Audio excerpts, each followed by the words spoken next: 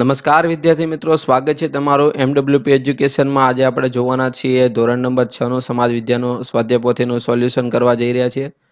તો તેની પહેલા તો તમે સૌપ્રથમ વખત અમારો યુટ્યુબ ચેનલ તમે જોઈ રહ્યા હો તો ઝડપથી અમારી ચેનલને તમે સબસ્ક્રાઇબ કરો, તમારા ફ્રેન્ડ સર્કલમાં શેર કરો, અને જેથી તમને બીજા બધા વિડીયો લેક્ચર તેમજ પેપર સોલ્યુશન છે, પરીક્ષા દરમિયાન અમે જે તે પરીક્ષાના વિષયના પેપર સોલ્યુશન કરાવતા હોય છે તે તમને અગત્યની માહિતી મળતી રહે.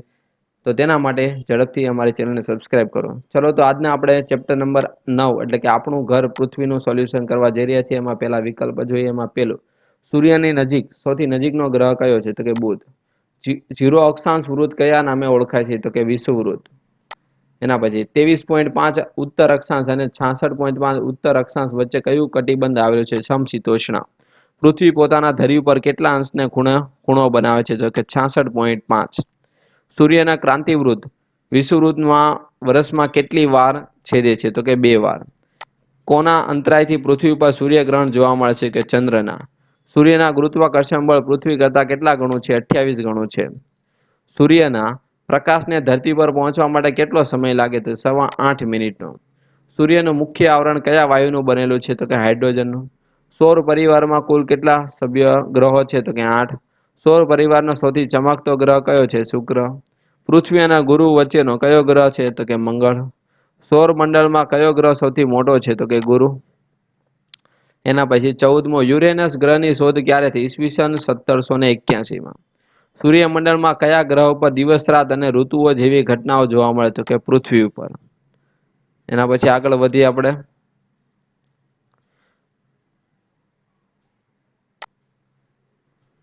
નક્ષત્રોની કુલ કેટલી સંખ્યા છે? 27. ધ્રુવનો તારો કઈ દિશામાં જોવા મળે? બધાને ખબર હોય, ઉત્તર. કુલ અક્ષાંશ વૃત્તોની સંખ્યા કેટલી છે? 181. કુલ રેખાવૃત્ત કેટલા છે? 360 છે. નીચેના પૈકી કોણ સ્વયં પ્રકાશિત છે? તો કે સૂર્ય. ચંદ્રને કોના તરફથી પ્રકાશ મળે છે? કે સૂર્ય તરફથી. 22 ડિસેમ્બરથી સૂર્યના સીધા કિરણો કોના તરફ પડવાના શરૂ થાય? વિષુવવૃત્ત તરફ. લીપ વર્ષ દર કેટલા વર્ષો આવે છે? 4 વર્ષે. ચલો, ખાલી જગ્યા છે. એમાં પેલું, સૂર્ય મંદાકિની તારામંડળનો સ્વયં પ્રકાશિત તારો છે.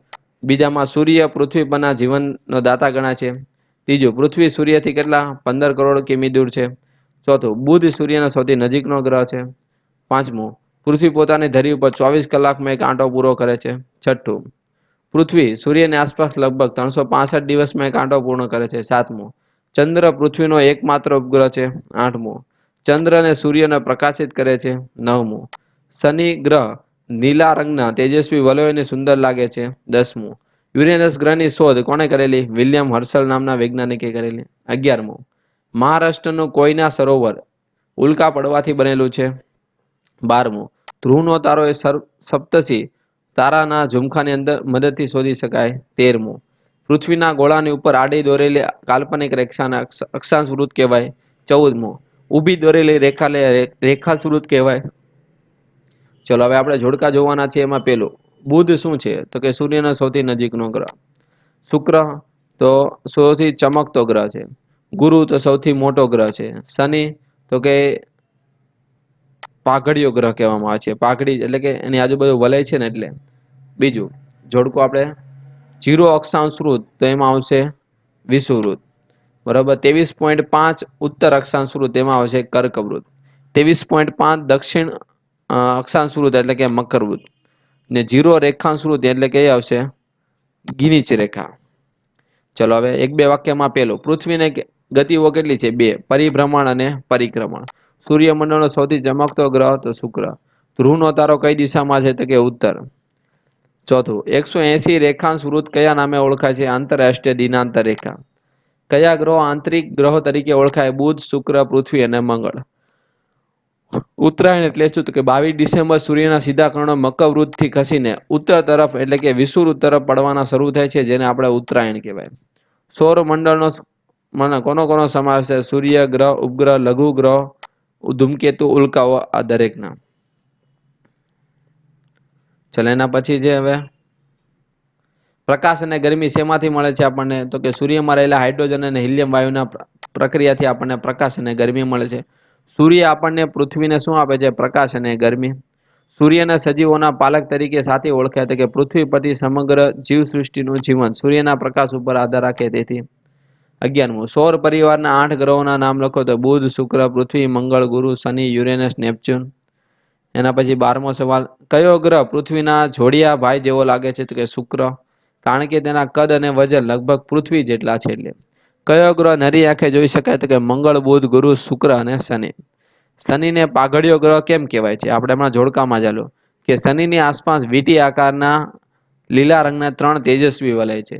તે વલય માથા ઉપર પહેરેલી પાઘડી જેવો દેખાય. એટલે યુરેનસ ગ્રહની શોધ કોણે કરેલી હતી? ઈસવીસન 1781માં વિલિયમ હર્શલ નામના ખગોળશાસ્ત્રીએ યુરેનસની ગ્રહની શોધ કરેલી. 16મું ચંદ્ર ઉપર જીવન નથી. શા માટે? તો કે ચંદ્ર ઉપર પાણી અને વાતાવરણ નથી, તેથી એના પર જીવન નથી. 17મું બધા ગ્રહો સૂર્યની આસપાસ સાથી ફરે છે કે સૂર્યના ગુરુત્વાકર્ષણ બળને લીધે જે બધા ગ્રહો સૂર્યના આસપાસ ફરે છે?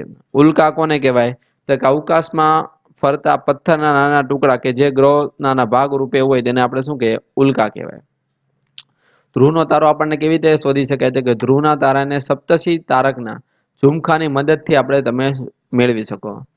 ધ્રુવના તારાને દક્ષિણ ગોળાર્ધમાં સાથી જોઈ શકાતો નથી કે ધ્રુવના તારાની સ્થિરતા અને પૃથ્વીના લગભગ ગોળાકારને લીધે ધ્રુવના તારાને દક્ષિણ ગોળાર્ધમાંથી જોઈ શકાતો નહીં. એના પછી હવે કર્કવૃત અને મકરવૃત કોને કહેવાય?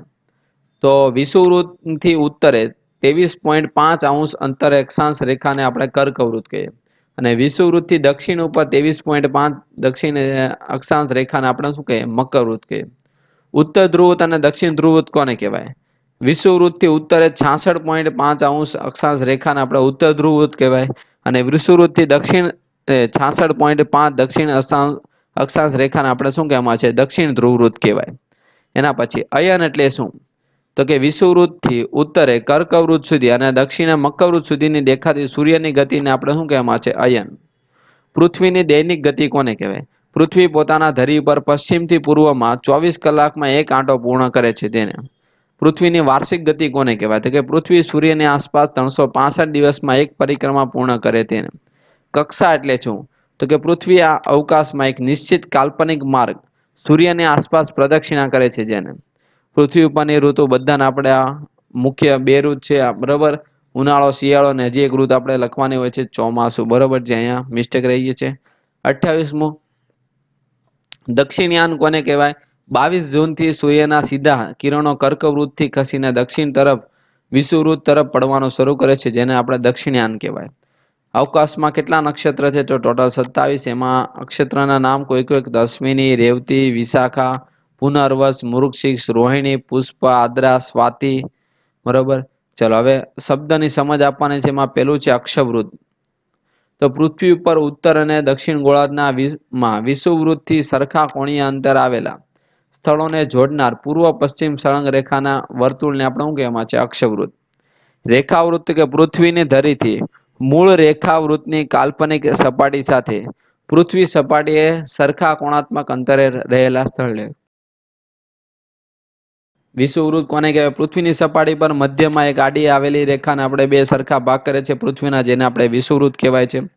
પ્રશ્ન નંબર 7 એમાં પેલો પૃથ્વી પોતાની ધરી ઉપર ન ફરે તો શું થાય? જો પૃથ્વી પોતાની ધરી ઉપર ફરતી ન હોય તો તેના બધા ભાગો વારાફરતી સૂર્ય સામે આવતા ન હોય, પરિણામે દિવસ રાત ન થાય.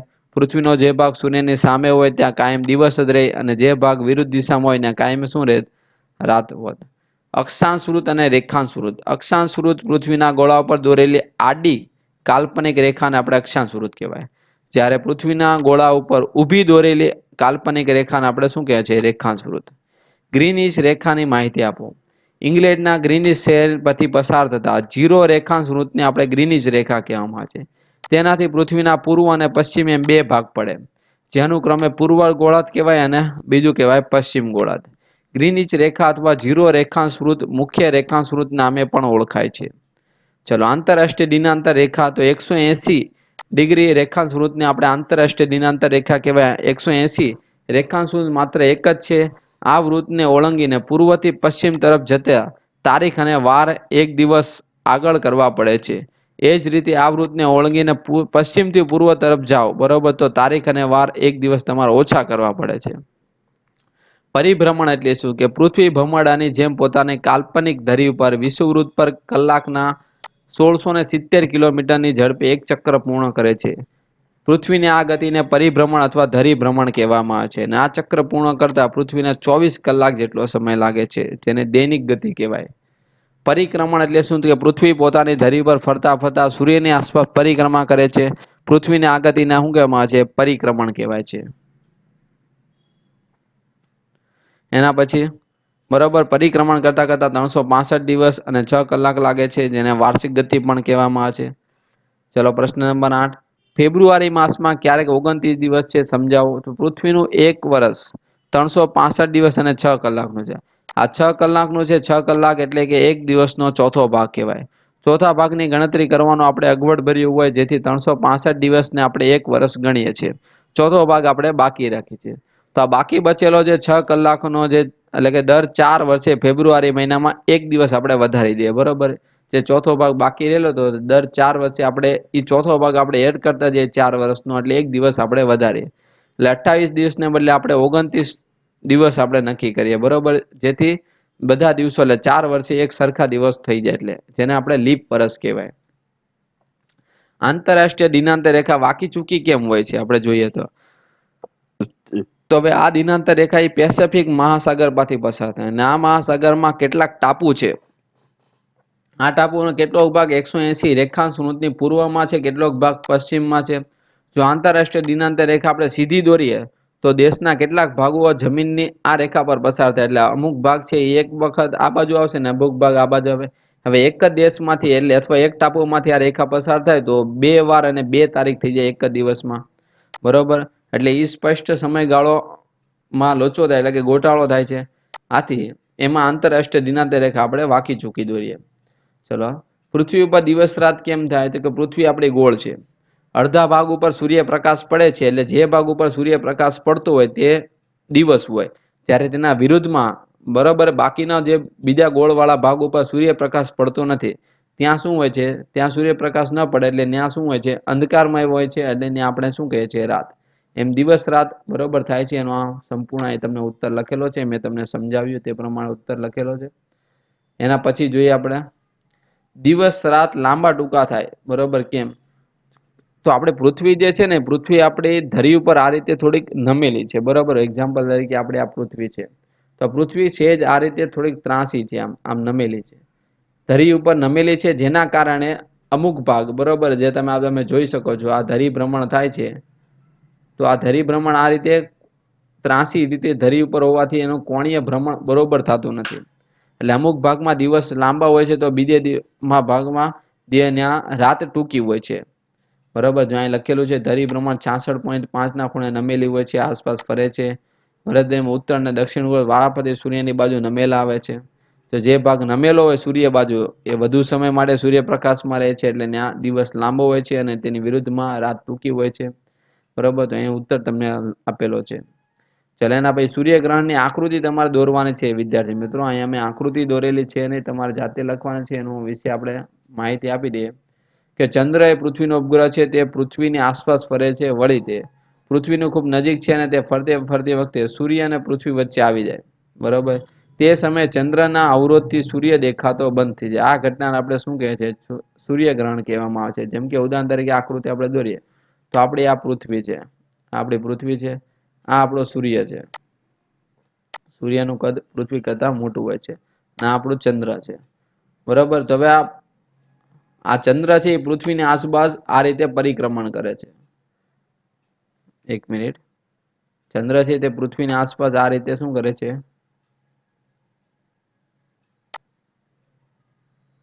વર્તુળાકાર માર્ગમાં આ રીતે પરિક્રમણ કરે છે. હવે થાય કેવું કે આ સૂર્યપ્રકાશ છે, બરોબર. તે સૂર્યપ્રકાશ આ રીતે પૃથ્વી ઉપર આ હોય છે.